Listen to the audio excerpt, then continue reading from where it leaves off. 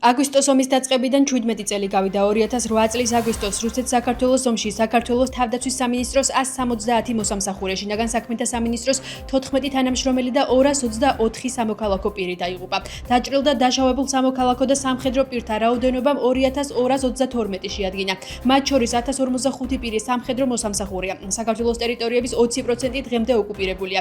რუსეთი ყოველდღიურად მცოცავ ოკუპაციას აგრძელებს. გრძელდება მშვიდობიანი მოქალაქეების გატაცებისა და დაკავების პრაქტიკა. რუსეთი განაგრძობს აფხაზეთისა და ცხინვალის ოკუპაციას, მილიტარიზაციას, რეგულარულად ატარებს სამხედრო წვრთნებს, ქვეყნის ტერიტორიაზე და ინტენსიურად ამაგრებს საოკუპაციო ხაზს. ქართული ოცნების ლიდერები დღეს მუხათგვერდის სასაფლაოზე მივიდნენ და აგვისტოს ომში დაღუპულებს პატივი მიაგეს. მართველი გუნდის ლიდერები აცხადებენ, რომ ყოფილმა ხელისუფლებამ არასწორი პოლიტიკა გაატარა. საერთაშორისო პარტნიორებმა კი აგვისტოს ომისას რეალური ნაბიჯები არ გადადგეს და მხოლოდ შეშფოთება გამოხატეს.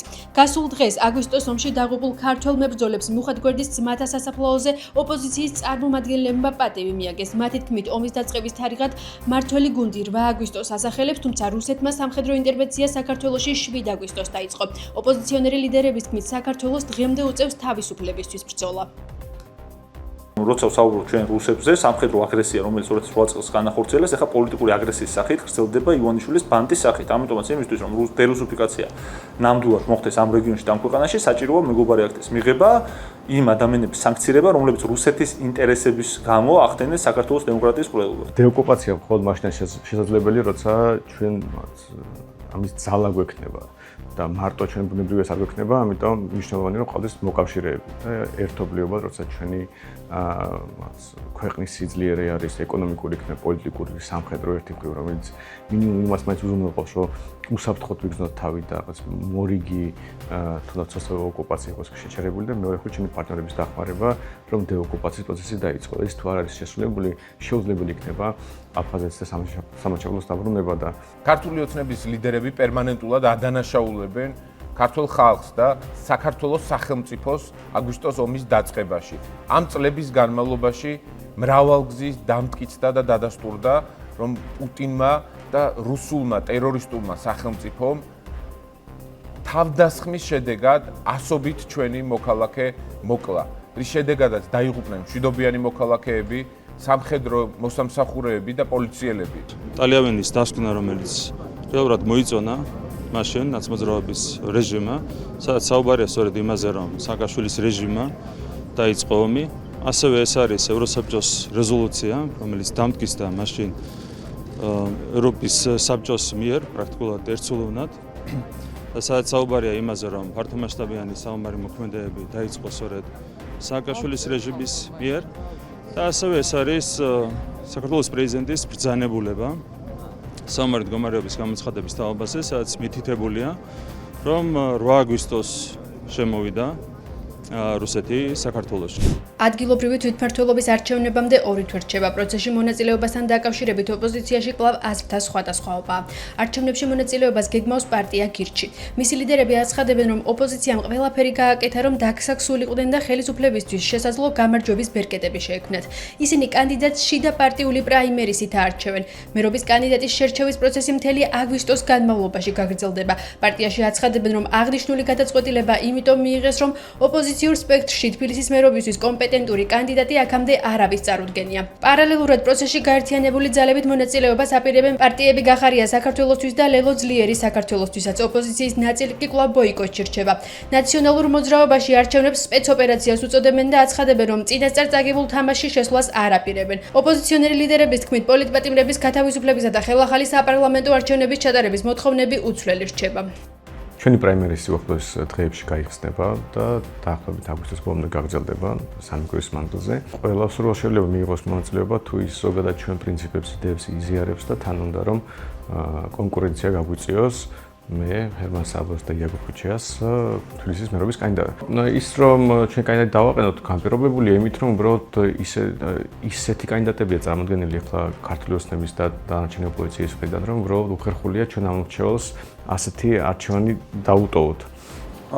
ჩვენ არაერთხელ გავუცხადებია, რომ შეუძლებელია გამოაჩინოს ძალა იმ პოლიტიკურმა ორგანიზაციებმა, რომლებიც შევიდნენ სპეცოპერაციაში, რომლებმაც დაკარგეს საპროტესტო ელექტორატის უდიდესი ნაწილის მხარდაჭერა, რაც ჰქონდათ ალბათ, მაგამდე შეიძლება რაც ჰქონდათ ისიც დაკარგეს.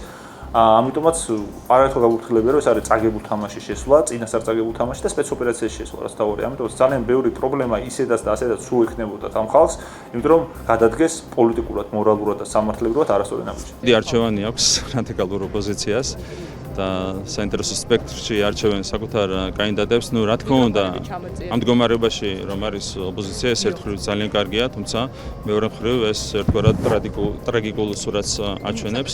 კანდიდატს ვერ არჩევენ საერთოდ ამ ლეთრანგლებად საზოგადოების ღირებულებებთან მიახლოებულ კანდიდატს ვერ არჩევენ. ეს არის დღევანდელი რადიკალური ოპოზიციის მდგომარეობა. საქართველოს ვიზა ლიბერალიზაციის შესანარჩუნებლად ვადა აგვისტოს ბოლომდე აქვს. პარალელურად დანია, როგორც ევროკავშირის საბჭოს თავმჯდომარე ქვეყანა, სექტემბერში დაგეგმილ შეხვედრაზე საქართველოს კანდიდატი ქვეყნის სტატუსით არ მიიწევს. ქვეყნის საგარეო უწყების ოფიციალური განმარტებით მიზეზი საქართველოს მთავრობის მიერ ევროკავშირში გაწევრიანების პროცესის 2028 წლამდე შეჩერება. ამასთან საქართველოში უვიზო მიმოსვლის შეჩერებას პოლონეთიც განიხილავს. ქართული ოცნება დასავლეთის კრიტიკას ქვეყნის საშინაო პოლიტიკაში ჩარევად მიიჩნევს. მმართველი გუნდის ოპონენტები კი თვლიან, რომ არსებული ვითარების მთავარი გამომწვევი მიზეზი ქართული ოცნების არაეფექტური საერთაშორისო პოლიტიკაა.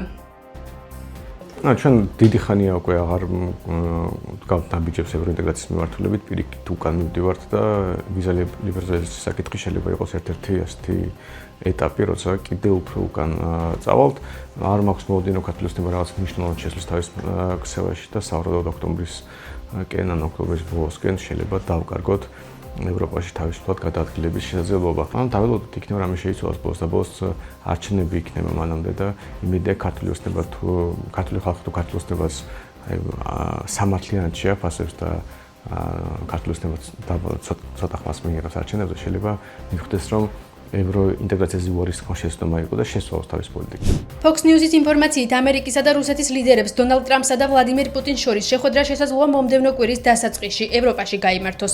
შეხვედრის სავარაუდო ადგილად რომი განიხილება. გავრცელებული ინფორმაციით, ლიდერები ერთმანეთს მომავალ ორშაბათს შეხვდებიან. ამერიკის პრეზიდენტი დონალდ ტრამპი აცხადებს, რომ რუსეთის პრეზიდენტს ვლადიმერ პუტინს ერთი დღე აქვს დარჩენილი, რათა დათანხმდეს ცეცხლის შეწყვეტის შეთანხმებას. ტრამპის მიერ უკრაინაში ომის დასასრულებლად პუტინისთვის მიცემული 10 დღიანი ვადა დღეს იწურება. თუ რუსეთი უკრაინაში ომს არ შეწყვეტს, ამერიკა მას მეორედ სანქციებს დაუწესებს. ამასთან ჟურნალისტის კითხვაზე, საჭიროა თუ არა რუსეთის პრეზიდენტი ვოლოდიმერ ზელენსკის შეხვდეს, ვიდრე დონალდ ტრამპს შეხვდება, ამერიკის პრეზიდენტმა უპასუხა, რომ მსგავსი შეხვედრის საჭიროება არ არსებობს. ჩინეთის პრეზიდენტმა განსუს პროვინციაში სტიქიის გააქტიურების გამო მოსახლეობის დაუყოვნებლივ ევაკუაციის ბრძანება გასცა. როგორც ჩინეთის სახელმწიფო ტელევიზია იტყობინება, განსუს პროვინციაში ძლიერი წვიმების შედეგად გამოწვეულ წყალდიდობას სულ მცირე 10 ადამიანის სიცოცხლე ემსხვერპლა, ხოლო 33 დაკარგულად ითვლება. ექსტრემალური ამინდის გახშირების გამო პრეზიდენტმა ყველა რეგიონს უბრძანა გააძლიერონ ძალისხმევა რისკების გამოსავლენად და მათი თავიდან ასაცილებლად.